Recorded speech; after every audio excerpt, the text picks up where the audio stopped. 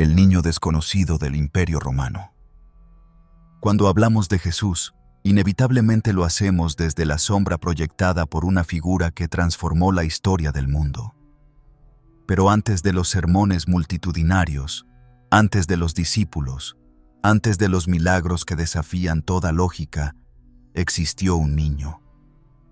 Uno más entre miles que crecían bajo el dominio de un imperio vasto, violento y ajeno a las vidas que oprimía. Un niño sin voz ni influencia, que nació en una región marginal del Oriente Romano, en una época marcada por el miedo, la fe y la tensión constante entre la esperanza de un pueblo y el yugo de su realidad política. Para entender la vida de Jesús, no se puede comenzar con su figura adulta. Hay que retroceder hasta las raíces de ese tiempo, hasta el paisaje polvoriento de Judea, donde la historia no se escribía con tinta, sino con sangre y resistencia. El Imperio Romano controlaba la región con la fría eficiencia de una maquinaria bien engrasada, y en sus márgenes, entre aldeas olvidadas y desiertos impasibles, vivía un pueblo obsesionado con la promesa de redención. Los judíos no solo creían en un Dios único, creían que ese Dios tenía un pacto eterno con ellos, y en medio del sometimiento, esperaban con ansias la llegada de un Salvador. Fue en ese contexto que, según los relatos recogidos más tarde en los Evangelios, nació Jesús. Su madre, María, y su padre legal, José, son descritos como personas humildes, trabajadores anónimos.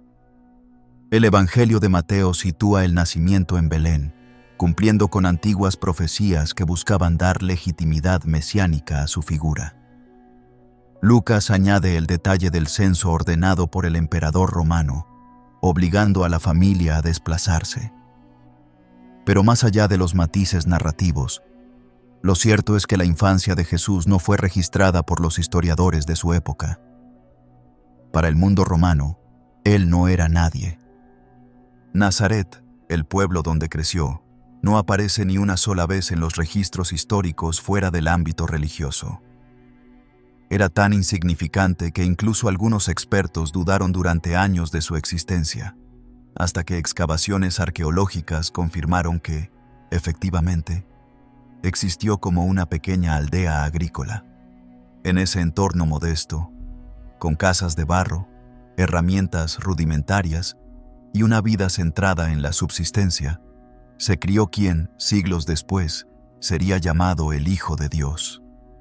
Pero por entonces, su realidad era la de un niño más, probablemente instruido en la tradición judía, rodeado por conflictos familiares y comunitarios, y sin ningún indicio de grandeza.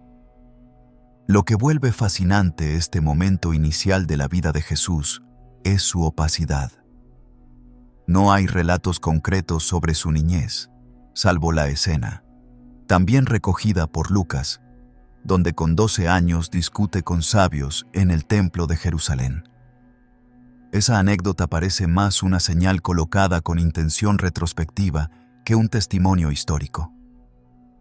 En realidad, Jesús fue un niño invisible, y eso es precisamente lo que lo conecta con millones de vidas anónimas que pasaron por este mundo sin dejar huella en los libros. Esa oscuridad inicial humaniza su figura, le da densidad, lo convierte en algo más que un personaje idealizado. Lo muestra como alguien que, antes de todo, simplemente vivió. Y mientras él crecía, el mundo se sacudía. Herodes el Grande, el mismo que, según el Evangelio de Mateo, ordenó la matanza de los inocentes, murió en el año 4 antes de nuestra era. Su reino fue dividido entre sus hijos, y las tensiones políticas continuaron en aumento. Las revueltas se volvieron frecuentes, y Roma respondía con brutalidad. Las crucifixiones eran una escena común en los caminos de Judea, un recordatorio constante del precio de la disidencia. Todo aquel que osara desafiar la estructura imperial terminaba colgado en un madero. La violencia era el lenguaje del poder, y Jesús estaba destinado a vivir entre sus sílabas más oscuras. Desde los márgenes de ese mundo complejo, una historia estaba comenzando. Todavía sin testigos, todavía sin impacto, pero con el eco de algo que más tarde se volvería ineludible. Porque si algo distingue la historia de Jesús, es precisamente eso. Cómo una existencia nacida en el anonimato más profundo acabó moldeando la conciencia espiritual, moral y política de civilizaciones enteras. Pero para que eso ocurriera, antes debía pasar por la forja del tiempo. Y ese tiempo, largo y silencioso, está por comenzar. Y así, mientras las arenas del desierto se movían con indiferencia y los imperios levantaban sus muros de poder, la figura de aquel niño seguía creciendo lejos de las crónicas oficiales, preparándose, sin saberlo, para dejar de ser invisible. Los años perdidos de la juventud de Jesús. Durante casi 2 décadas, los evangelios guardan silencio. Después de aquella escena en la que Jesús, con solo 12 años, aparece discutiendo con los doctores de la ley en el templo de Jerusalén, no hay una sola línea que describa lo que hizo, lo que pensó o lo que vivió hasta que aparece nuevamente con alrededor de 30 años. Un vacío narrativo tan extenso como fascinante, porque es justo allí, en ese terreno incierto, donde empieza a gestarse el verdadero misterio de su figura. No el misterio sobrenatural, sino el humano. ¿Qué experiencias, qué influencias, qué silencios forjaron el carácter de aquel hombre que más tarde hablaría con una autoridad que nadie podía negar? Nazaret, el pueblo en el que creció, era un lugar diminuto, enclavado en la región montañosa de Galilea. Su población rondaría apenas las 200 personas. Vivían del cultivo de olivos, del trabajo manual, de pequeños oficios. José, su padre adoptivo según la tradición, era descrito como tectón, una palabra griega que comúnmente se traduce como carpintero, pero que en realidad abarca una gama más amplia de labores: constructor, artesano, obrero. Lo más probable es que Jesús, como hijo mayor, aprendiera ese mismo oficio desde temprana edad. Se levantaba con el sol, caminaba a pie por colinas para conseguir materiales, ayudaba a reparar herramientas, levantaba estructuras de madera o piedra, intercambiaba trabajo por comida. Nada en su día a día apuntaba a un destino extraordinario. Todo lo que hacía era parte del tejido común de la vida rural en Galilea. Pero incluso en ese entorno tan limitado, existían señales del mundo exterior. Galilea no era una región cerrada. Por sus caminos pasaban caravanas, peregrinos, soldados, comerciantes de otras culturas. Había influencia griega, ecos de pensamiento helenístico, fragmentos de debates religiosos traídos desde Jerusalén o desde las regiones más puristas del judaísmo. Jesús creció en contacto, aunque sea indirecto, con una diversidad de voces que moldeaban el alma de su pueblo. En la sinagoga local, cada sábado, escuchaba las Escrituras.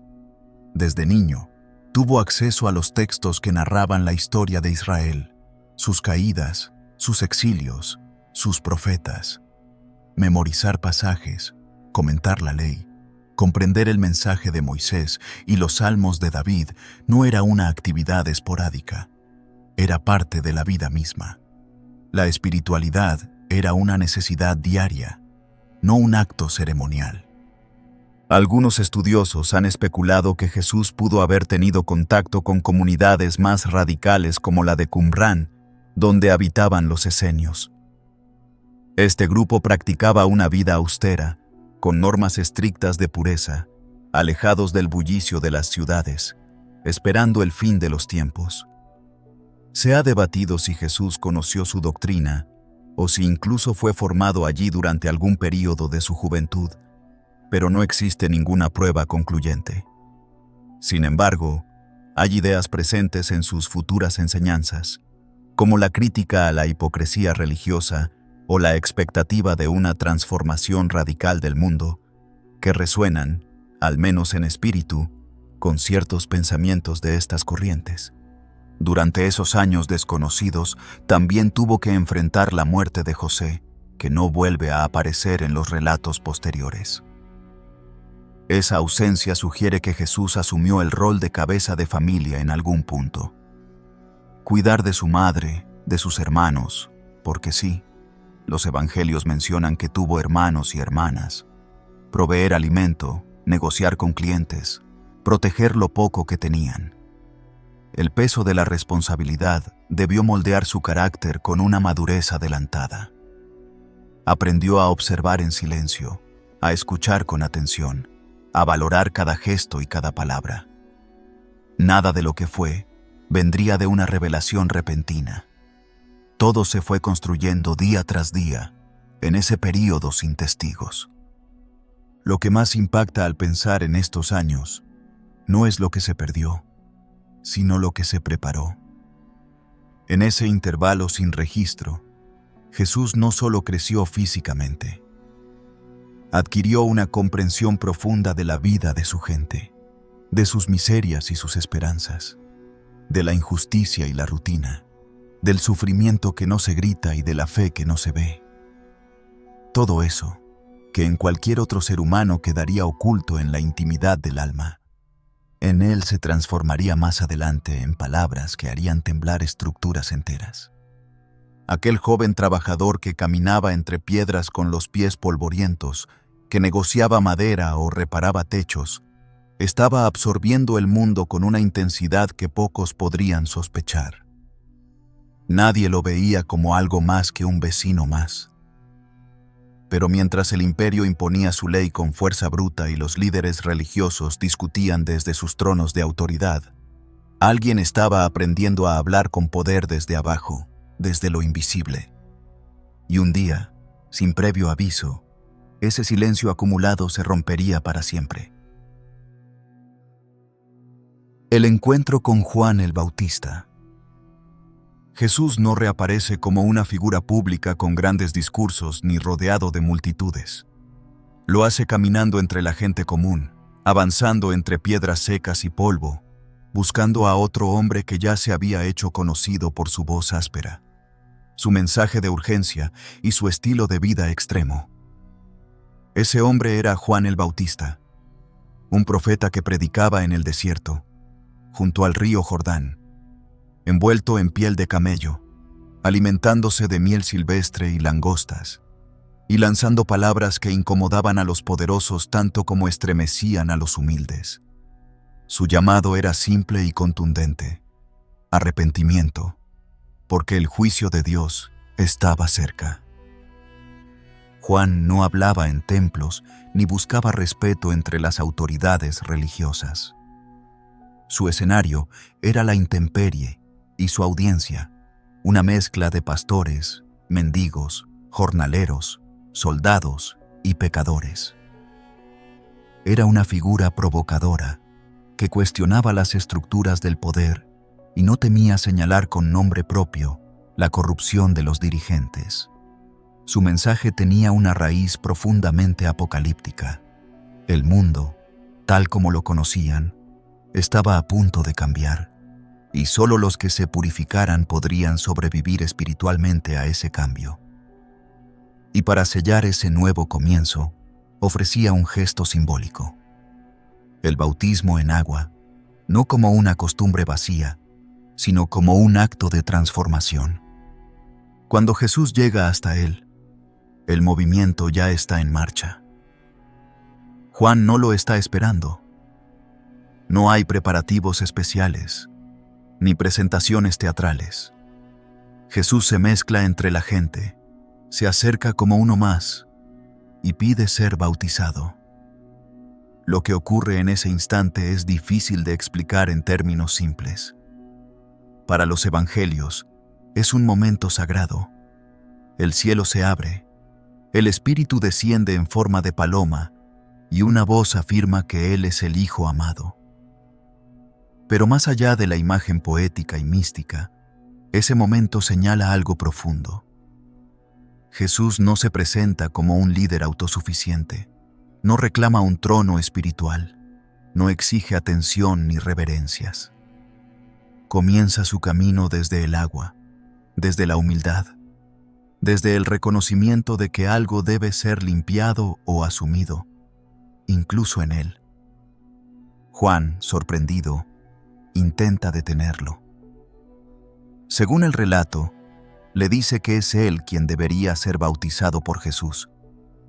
Pero éste insiste y se sumerge en el agua turbia del Jordán, no para purificarse de pecados, sino para identificarse con los que necesitan una nueva vida.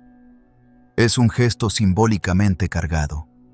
El hijo del carpintero Galileo se une a una corriente de cambio que no se organiza desde el templo ni desde Roma, sino desde el margen, desde lo no oficial, desde lo inesperado. Este punto marca el inicio de una transformación silenciosa. Hasta ese momento, Jesús ha sido invisible. A partir de aquí, empieza a encarnar una figura activa, un agente de una revolución moral y espiritual que aún no ha dicho su primera palabra.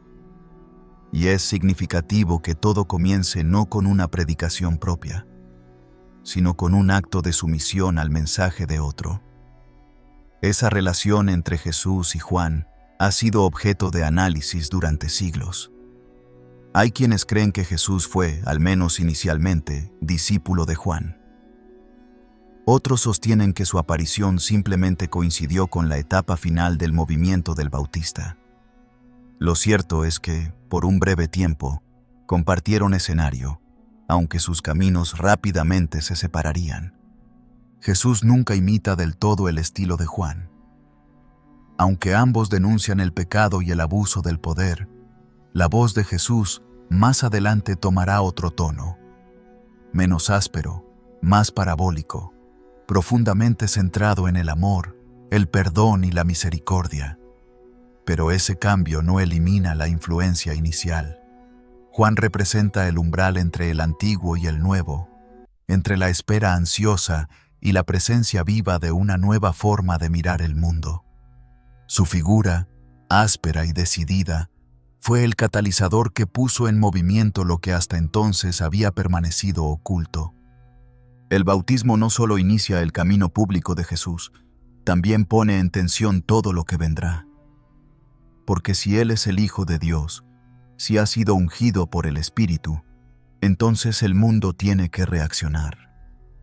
No hay manera de permanecer indiferente ante alguien que dice representar lo divino con una voz tan distinta a la de los sacerdotes. Y aunque en este punto la historia apenas comienza a desplegarse, ya está claro que nada volverá a ser como antes, porque después del agua vendrá la soledad, y en esa soledad, la primera batalla. La prueba del desierto. Después del bautismo, cuando el agua todavía se escurría por su piel y la multitud comenzaba a dispersarse, Jesús tomó una dirección inesperada. No volvió a casa, no buscó compañía, ni siquiera aprovechó la atención ganada por su misteriosa consagración junto a Juan. En cambio, se internó en el desierto, un lugar donde el calor parte la tierra, donde la noche cae sin tregua y el silencio es tan denso que parece susurrar cosas que nadie más puede escuchar. Allí, durante 40 días, Jesús eligió el aislamiento absoluto, como si antes de hablar al mundo necesitara primero escuchar lo más profundo de sí mismo. Los evangelios describen este episodio con una sobriedad que contrasta con la intensidad de lo que representa. Jesús, solo, sin comida, bajo el sol ardiente del día y el frío implacable de la noche, enfrentando una serie de tentaciones que no tienen forma física, pero que cargan el peso simbólico de las decisiones más fundamentales de la existencia. La figura del diablo aparece no como una caricatura maligna, sino como una presencia astuta que plantea dilemas esenciales, y lo hace con una precisión casi filosófica. No se trata de un enfrentamiento sobrenatural lleno de efectos espectaculares, sino de una confrontación interior entre la fidelidad a una vocación y el deseo de tomar atajos hacia el poder. La primera tentación le habla al hambre. Después de semanas sin comer, el adversario le sugiere transformar piedras en pan. Es una provocación directa, no solo a su necesidad física, sino a su capacidad de usar el poder en beneficio propio. Jesús se niega. Responde citando las Escrituras, afirmando que el ser humano no vive solamente del alimento material. Su rechazo no es heroico en el sentido clásico, es reflexivo, centrado, enfocado. Está afirmando que su misión no puede comenzar resolviendo necesidades inmediatas a costa de perder el rumbo mayor.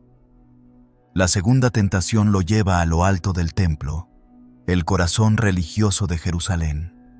Desde allí, el tentador lo invita a lanzarse al vacío, con la promesa de que los ángeles lo salvarán y que así todos creerán en él al ver semejante milagro. Pero Jesús no cede. No está interesado en espectáculos. No quiere impresionar para ser creído. El camino que ha elegido no se basa en el asombro, sino en la transformación interna. Rechaza la manipulación de la fe, incluso si le conviene. La tercera tentación es más directa aún. Se le ofrece todo el poder del mundo. Reinos, dominio, gloria. Solo debe inclinarse ante quien se lo propone. Es el atajo más brutal.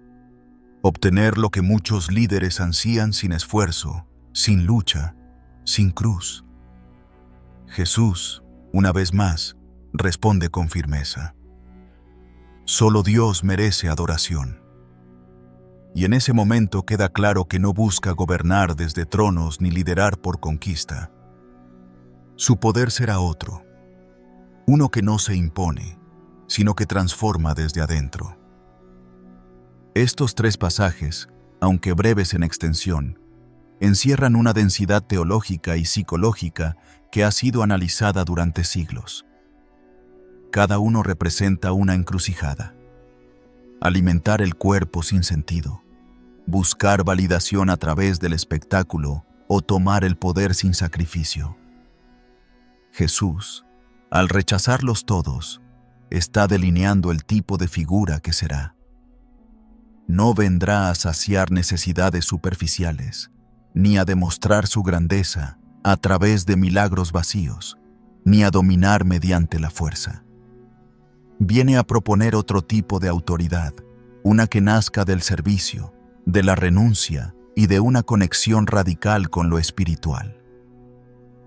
El desierto, más que un lugar físico, se convierte en un espacio simbólico. Es el escenario donde se despoja de todo lo que no es esencial. Allí no hay testigos, no hay seguidores, no hay adversarios humanos, solo Él, su conciencia y la elección de qué camino tomar. Y es en esa soledad extrema donde se fortalece el núcleo de su identidad. Al salir, no será el mismo.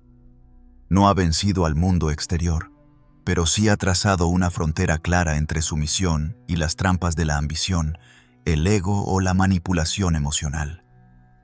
Cuando emerge del desierto, lo hace con una convicción que no será quebrada. Su cuerpo estará más delgado, pero su voluntad más firme que nunca.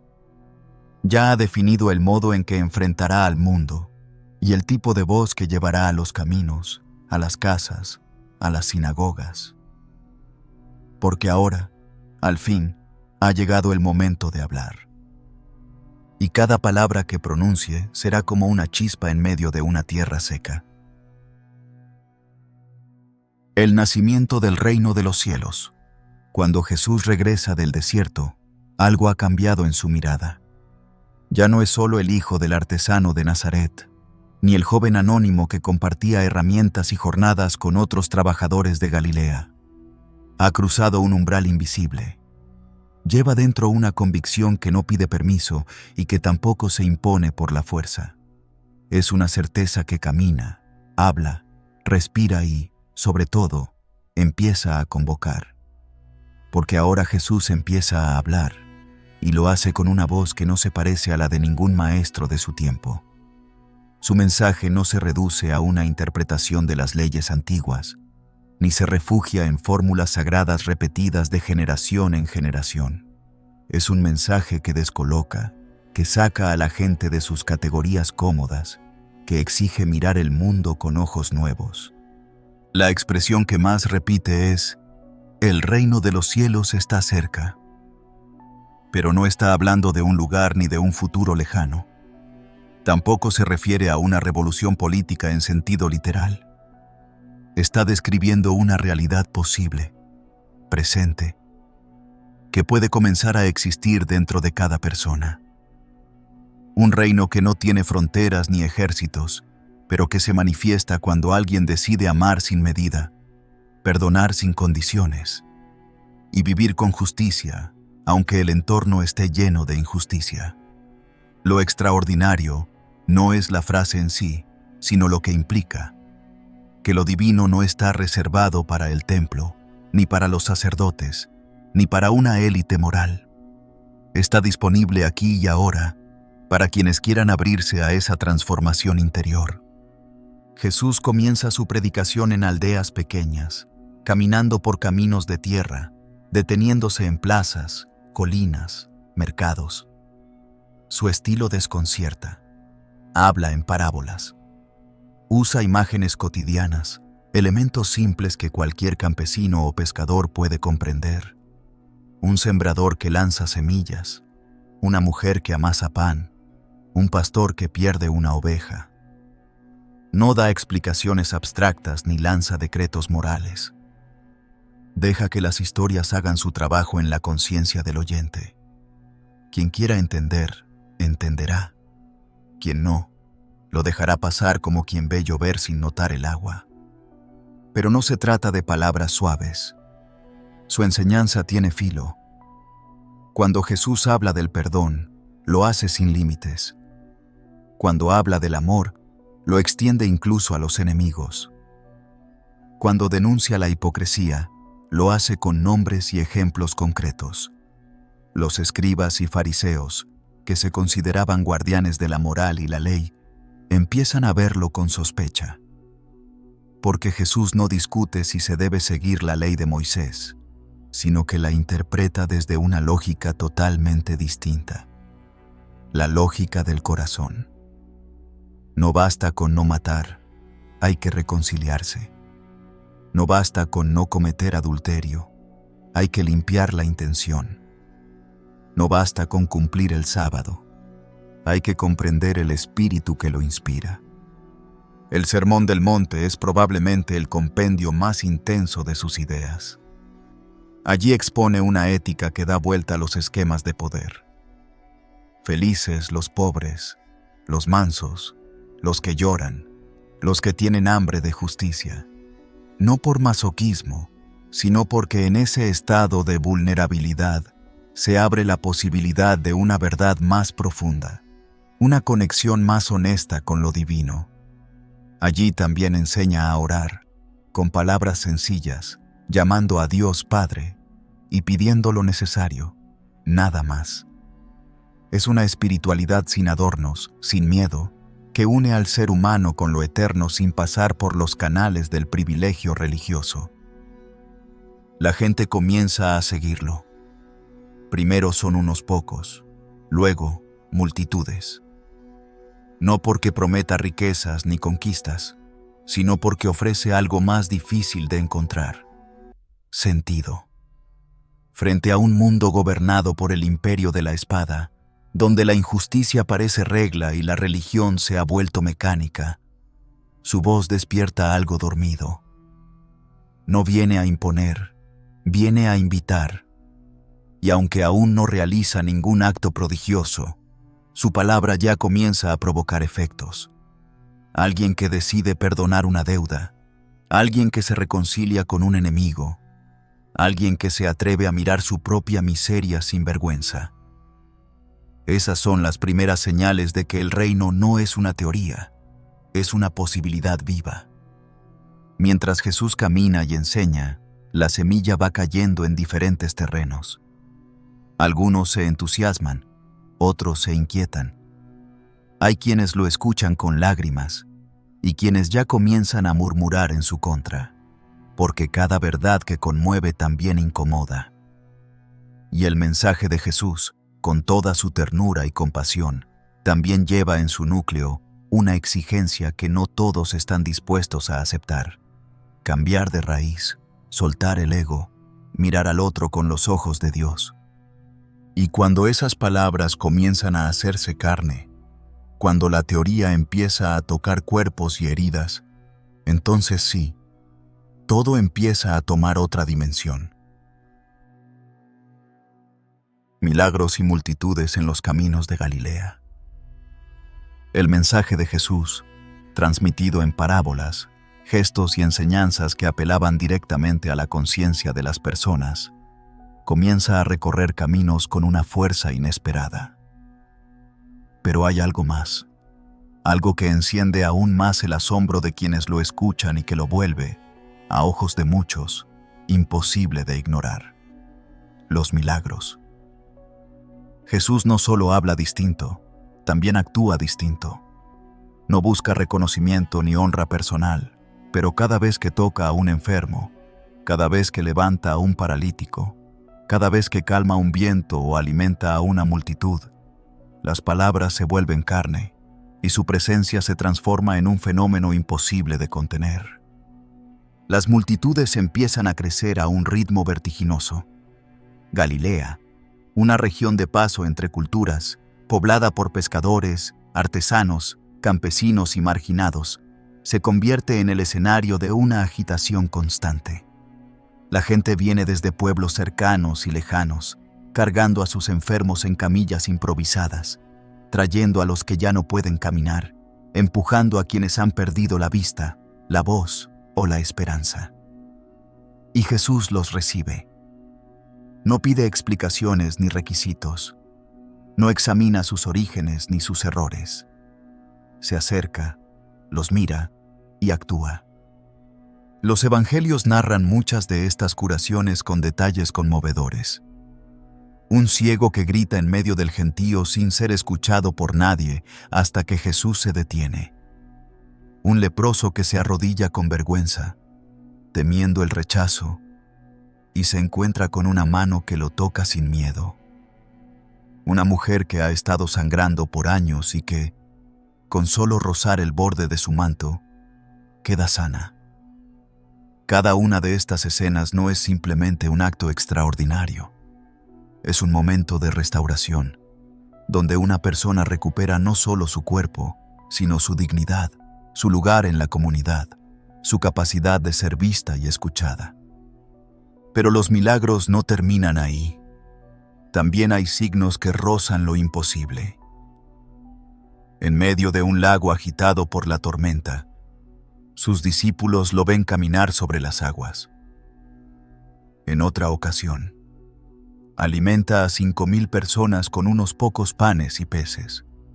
La multiplicación del alimento no solo resuelve el hambre de un día, sino que muestra que existe otra forma de abundancia, una que nace del compartir. Jesús no convierte piedras en oro ni despliega prodigios para impresionar a nadie. Cada gesto tiene una intención precisa, una enseñanza, una resonancia ética y espiritual. A medida que estas historias se difunden, el impacto es inevitable. Para algunos, representa una esperanza largamente esperada, la señal de que finalmente ha llegado el tiempo de la intervención divina. Para otros, en especial entre los líderes religiosos, su figura empieza a ser vista con desconfianza. No se comporta como un maestro tradicional. No respeta los protocolos. Sana en sábado, perdona sin pasar por el templo, se mezcla con publicanos, mujeres, pobres y enfermos, todos aquellos que la sociedad había aprendido a ignorar. Y si bien sus actos son difíciles de negar, su presencia empieza a incomodar. No por sus palabras, sino por el efecto que tiene en la gente. Los milagros, entonces, funcionan en dos direcciones. Por un lado, atraen multitudes, dan consuelo, renuevan la fe de quienes ya habían perdido las fuerzas. Pero por otro, despiertan una tensión cada vez más visible entre Jesús y los guardianes del orden establecido. Los fariseos comienzan a observarlo con atención, a buscar contradicciones, a ponerlo a prueba en público. La sospecha crece, como una sombra que lo sigue a cada paso. Y es que su forma de sanar y su forma de enseñar están tan íntimamente ligadas que es imposible separarlas.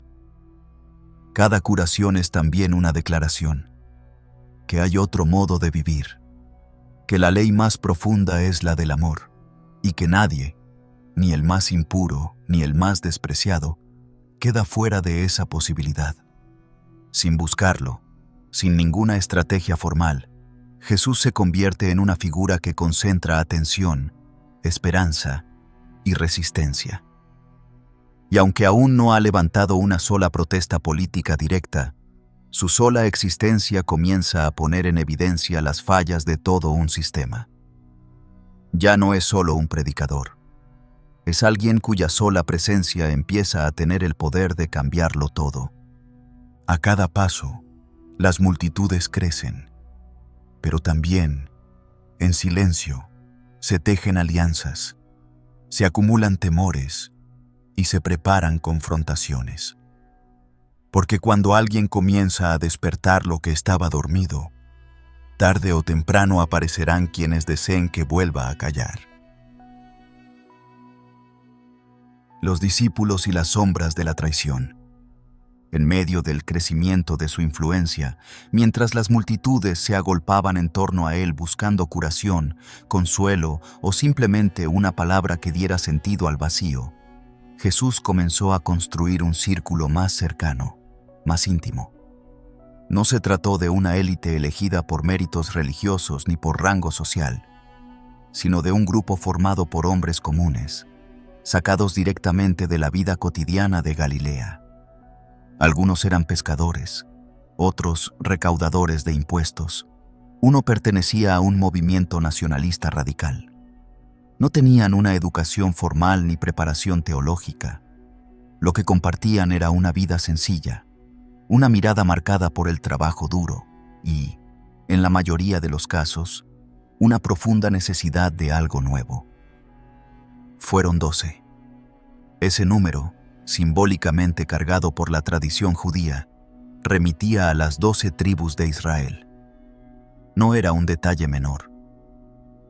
Era una declaración de que algo estaba comenzando, algo que buscaba restaurar o reinterpretar la identidad misma de su pueblo.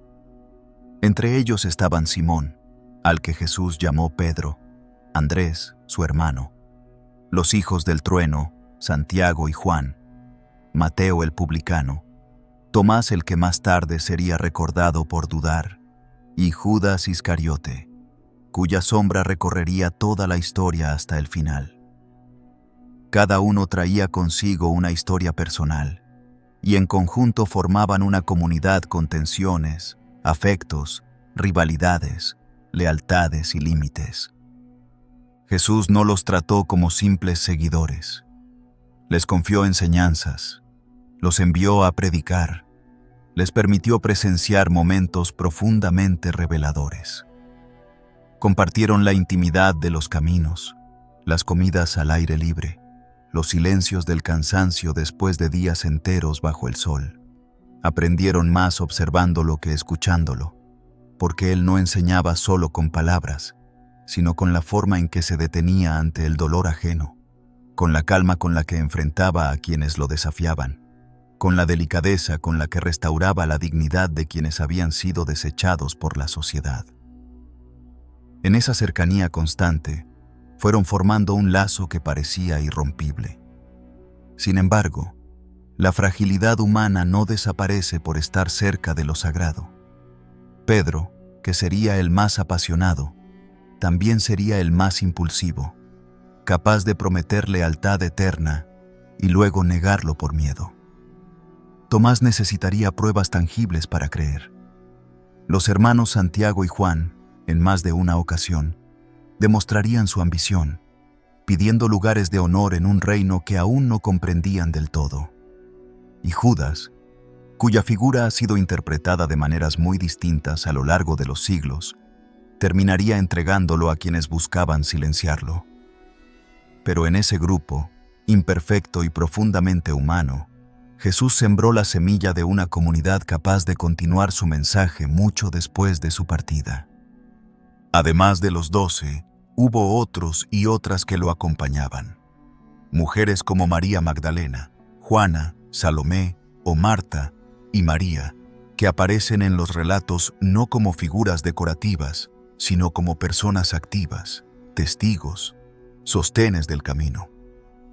El grupo que lo rodeaba era más amplio de lo que la tradición simplificó con el tiempo, y reflejaba la amplitud de su mensaje, que no reconocía jerarquías impuestas por el género, la clase o la reputación. Su forma de construir vínculos era una transgresión silenciosa a la lógica dominante.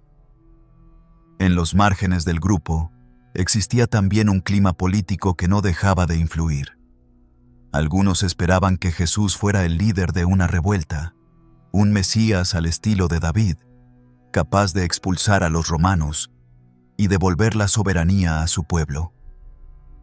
Entre sus seguidores había seguramente simpatizantes del movimiento celote, un grupo que creía en la lucha armada como única salida ante la opresión imperial.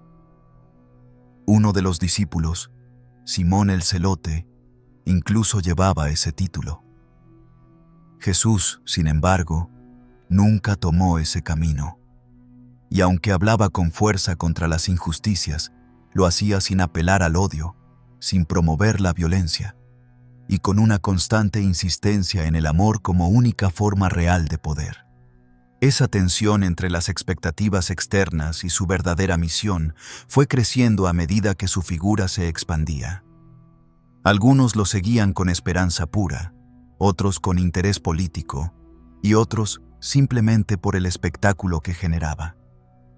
En ese caldo de emociones cruzadas, de ideas confusas y afectos intensos, se fue construyendo la historia que, tarde o temprano, tendría que enfrentarse a su punto de quiebre. Porque ningún grupo que desafíe tantas estructuras puede mantenerse unido sin atravesar momentos de ruptura, dolor y traición. Y mientras caminaban hacia nuevas ciudades, entre el polvo de los senderos y las miradas cada vez más atentas del poder, Jesús sabía que el conflicto ya no era una posibilidad, sino un destino inevitable. La entrada en Jerusalén y la última cena. La decisión ya estaba tomada. Jesús, después de años recorriendo aldeas y ciudades menores, de hablar al margen del poder, de sanar en las afueras y predicar en las colinas, dirige sus pasos hacia el centro político, religioso y simbólico de su pueblo, Jerusalén. Lo hace durante los días previos a la Pascua, una de las festividades más importantes para el pueblo judío, cuando la ciudad se llenaba de peregrinos, comerciantes, sacerdotes y soldados. Era una época de agitación y vigilancia. Roma reforzaba la presencia militar y el templo intensificaba los rituales. La tensión flotaba en el aire como una cuerda a punto de romperse. Jesús entra montado sobre un asno, un gesto deliberado que evocaba antiguos textos proféticos donde se describía la llegada de un rey justo y humilde. La gente, reconociendo esa imagen, tiende mantos y ramas en el camino, lo aclama con gritos de esperanza, lo saluda como a un enviado divino. No hay armas, no hay pancartas, no hay discursos revolucionarios. Solo un hombre montado en un animal de carga, envuelto en la aclamación de una multitud que no termina de entender qué tipo de rey tiene delante, porque no viene a conquistar, sino a provocar una transformación más profunda. Y sin embargo, esa ovación masiva será breve. La misma ciudad que lo recibe con palmas y cantos será la que pronto pedirá su muerte. Durante los días siguientes, Jesús no se oculta. Entra al templo y actúa con una firmeza que desarma cualquier pretensión de neutralidad. No lanza una prédica pacífica, no propone un debate filosófico.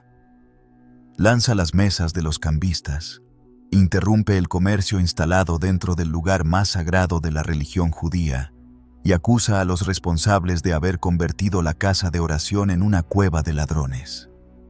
Ese gesto, más que cualquier palabra, es un punto sin retorno. Jesús ha tocado el corazón del poder religioso. Ha denunciado públicamente la corrupción del sistema y lo ha hecho ante testigos. A partir de ese momento, su suerte queda sellada. Las autoridades religiosas comienzan a moverse con rapidez. Hay que detenerlo, y si es necesario, hay que hacerlo desaparecer. Mientras tanto, Jesús continúa enseñando. Habla en el templo, responde preguntas cargadas de intención, utiliza parábolas cada vez más provocadoras, pero también se aparta. Busca momentos de silencio, se reúne con su círculo más cercano y se prepara internamente para lo que sabe que vendrá. Hay en él una conciencia clara del riesgo, una aceptación serena del conflicto. No escapa, no se esconde, no acelera los hechos, pero tampoco los evita. La última cena tiene lugar en ese clima de tensión contenida. Es una comida pascual, pero está cargada de significado. Jesús parte el pan, lo ofrece a sus discípulos como su cuerpo. Les da vino, lo presenta como su sangre. Habla de traición, de entrega, de una nueva alianza. No lo hace con solemnidad religiosa, sino con la naturalidad de quien comparte por última vez algo esencial con aquellos a los que ama. Les habla de lo que vendrá, pero sin dramatismo. Les recuerda que el servicio es más grande que el poder, que la verdadera autoridad nace en el que lava los pies de los demás, no en el que se sienta a ser servido. Durante esa cena, los vínculos se tensan. Pedro promete lealtad hasta la muerte. Jesús le anticipa que lo negará antes del amanecer. Judas está presente, callado, y sale en la noche sin dar explicaciones. El ambiente está cargado de emociones. Hay afecto, confusión, miedo y una certeza creciente de que el final está cerca. No es una cena cualquiera. Es una despedida. Y más que eso, es una entrega. Jesús ya no enseña con parábolas. Ahora enseña con gestos, con acciones, con símbolos. Está dejando una herencia que sus discípulos apenas empiezan a comprender. Después de la cena, se dirigen al huerto de Getsemaní. Allí, mientras los demás se sumen en el sueño, Jesús se arrodilla y ora.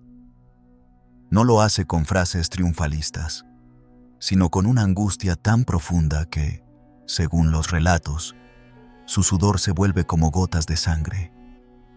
Pide que, si es posible, no tenga que beber el cáliz que le espera, pero no huye, se mantiene firme, acepta, y en esa aceptación silenciosa, demuestra una fuerza más poderosa que cualquier espada. Esa noche no termina en calma. A lo lejos, ya se acercan pasos, antorchas y voces. Porque mientras él se prepara para entregar su vida, otros ya han preparado el precio para venderla. Y lo que sigue ocurrirá en la oscuridad. El arresto y la crucifixión. La noche en el huerto es húmeda, pesada y silenciosa. Jesús, acompañado por algunos de sus discípulos más cercanos, intenta mantenerlos despiertos mientras su espíritu se debate entre la angustia y la aceptación. Sabe lo que viene. Ha hablado de ello muchas veces, pero enfrentarlo ya no como profecía, sino como realidad inmediata, transforma todo en una experiencia abrumadora. No hay dramatismo teatral en su oración, solo una súplica honesta nacida de la fragilidad humana. Y sin embargo, incluso en ese estado de tensión interna, mantiene la serenidad de quien ha comprendido que la coherencia, llevada hasta las últimas consecuencias, tiene un precio que pocos están dispuestos a pagar. La oscuridad es interrumpida por un grupo de hombres armados con espadas, antorchas y órdenes claras. Judas Iscariote los guía. Su señal es un beso, un gesto ambiguo que, en otro contexto, podría haber sido afectuoso, pero que aquí se convierte en el acto que desencadena el final. Jesús no huye, no se defiende, no suplica. Acepta el arresto con la misma dignidad que ha mostrado desde el principio, mientras sus discípulos, confundidos y asustados, se dispersan. Pedro intenta resistir con violencia, pero Jesús lo detiene. No es así como se gana esta batalla. No con espadas, no con sangre ajena. Llevado ante las autoridades religiosas, comienza una cadena de interrogatorios marcados por la hipocresía y la urgencia política. El juicio es irregular, celebrado de noche, fuera del protocolo. Lo acusan de blasfemia, de provocar disturbios, de amenazar el orden. En realidad, lo que más temen no es lo que ha hecho, sino lo que representa. Un hombre que habla con libertad, que no se somete a la autoridad religiosa, que ha sido aclamado por el pueblo, que pone en cuestión el modo en que se entiende a Dios, es un peligro. No pueden permitir que su mensaje crezca, y tampoco pueden matarlo por su cuenta sin arriesgarse a un levantamiento. Por eso lo entregan a las autoridades romanas. Poncio Pilato, el gobernador, no encuentra en Jesús una amenaza política evidente.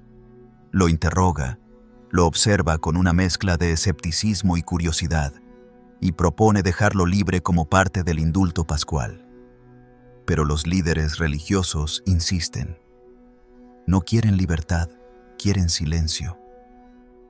Frente a la presión de los jefes del pueblo y la posibilidad de disturbios, Pilato cede. Se lava las manos, literalmente, pero con ese gesto sella el destino de un hombre que hasta entonces solo había propuesto una forma distinta de vivir. La flagelación es brutal. Su cuerpo es azotado con látigos de múltiples puntas que desgarran la piel. Luego le colocan una túnica púrpura, una corona de espinas, y lo presentan ante la multitud como una burla al título de rey. La violencia no es solo física, es simbólica. Lo ridiculizan, lo desfiguran, lo exponen como un falso Mesías. Todo lo que predicó sobre el amor, la justicia, la humildad, es pisoteado por una maquinaria que solo entiende el lenguaje del castigo. Y aún así, Jesús no responde con odio, ni con resentimiento, ni con condena. La cruz, reservada para los criminales y esclavos, es la sentencia final. Debe cargarla hasta el Gólgota, un camino lento y doloroso bajo el peso de la madera y la sangre. Algunos lloran, otros lo insultan. Lo crucifican junto a dos ladrones. Desde arriba, en una colina polvorienta, se alza entre el cielo y la tierra, entre la esperanza y la desesperación.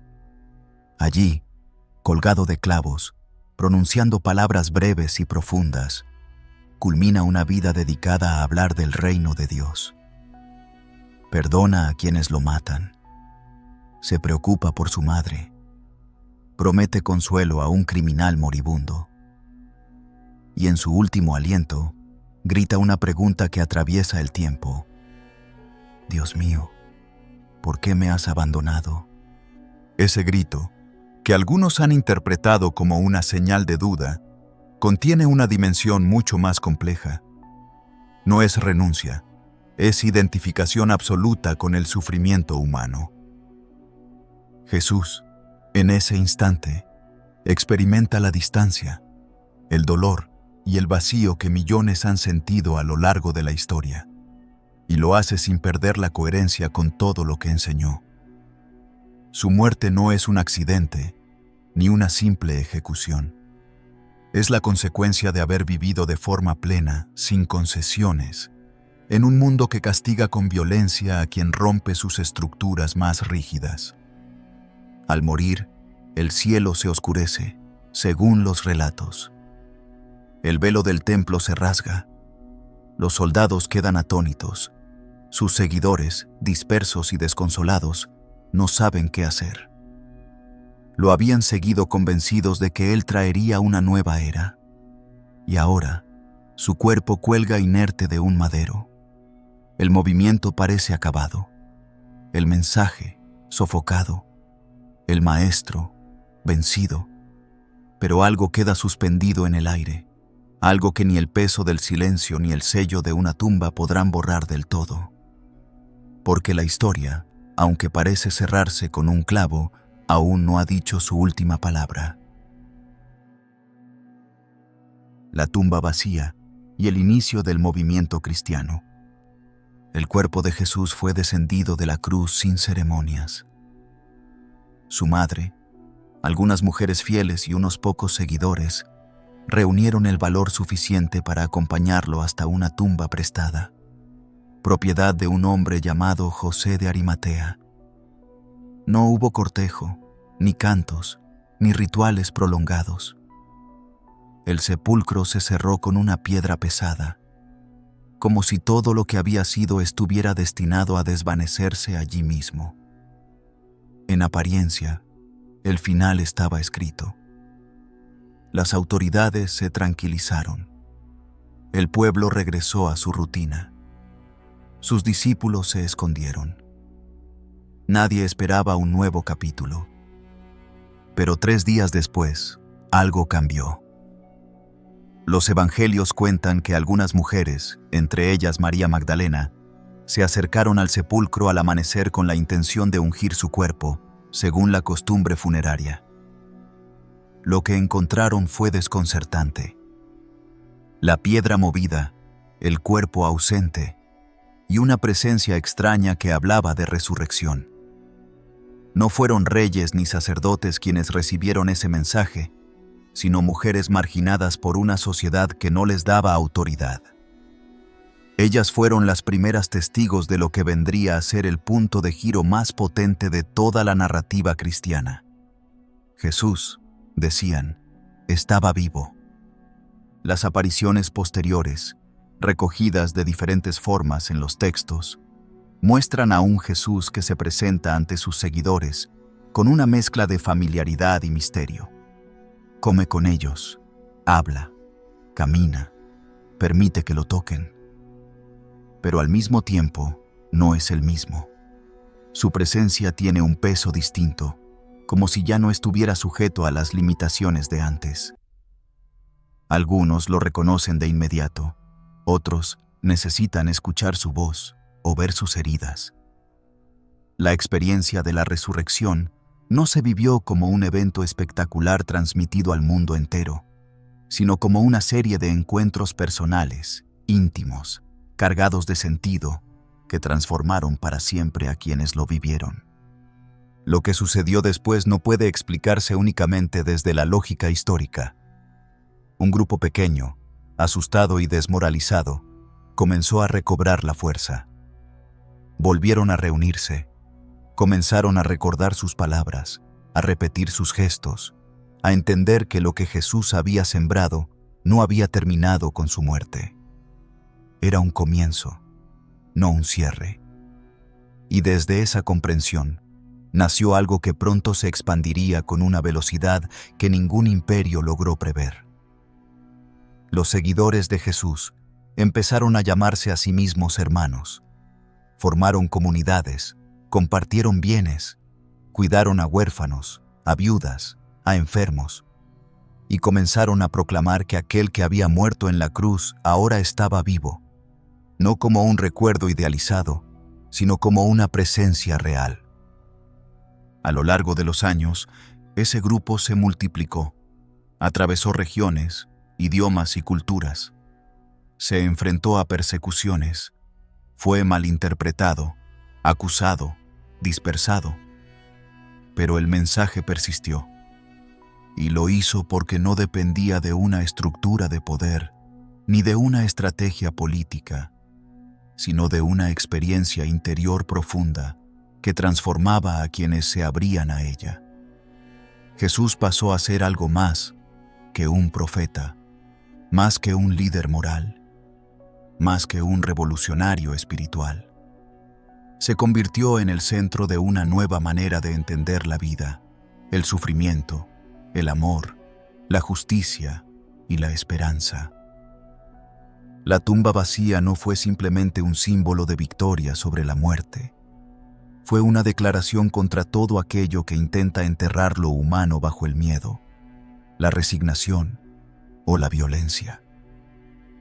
El Jesús que resucita no regresa para vengarse, ni para reinar con poder militar, ni para castigar a sus enemigos. Regresa para confirmar que el perdón es más fuerte que la culpa, que la compasión resiste incluso en el abandono, y que la vida, cuando se entrega, no se pierde, sino que se multiplica. Desde entonces, la figura de Jesús ha sido interpretada, adorada, debatida, politizada y a veces distorsionada. Pero más allá de las instituciones que lo han tomado como bandera, de las doctrinas que se han construido en su nombre o de los errores cometidos en su memoria, la esencia de su vida sigue tocando una fibra difícil de ignorar. Porque lo que él planteó, en última instancia, fue una pregunta a cada conciencia. ¿Qué significa vivir de verdad? Y es esa pregunta, más que cualquier milagro, más que cualquier dogma, la que mantiene viva su historia hasta hoy. Gracias por acompañarme hasta el final de esta historia tan profunda y transformadora. Si te gustó el contenido, te invito a dejar tu opinión en los comentarios, compartir tus reflexiones o sugerencias y, por supuesto, suscribirte al canal para no perderte ninguno de los próximos episodios. Activa la campanita y sumate a esta comunidad donde exploramos las vidas que marcaron la historia. Buenas noches.